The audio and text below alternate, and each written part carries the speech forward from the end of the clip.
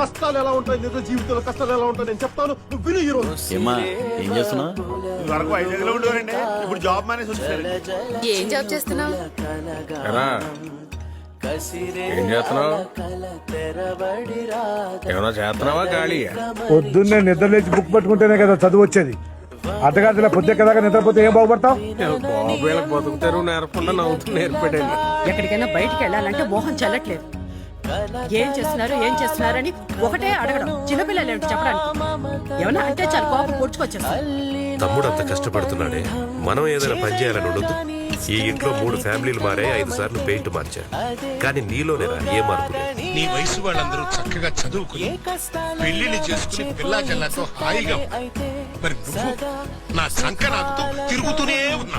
ఇంత వయసు వచ్చినా ఇంకా తండ్రి మీద ఆధారపడి తింటున్నావు అంటే నువ్వు కుర్చేత్తో తింటలేదురా, ఎడం చేత్తో తింటున్నావు. నీలాంటి కొడుకు తల కొరివి పెట్టడానికి మాత్రమే పనికొస్తాడు రా.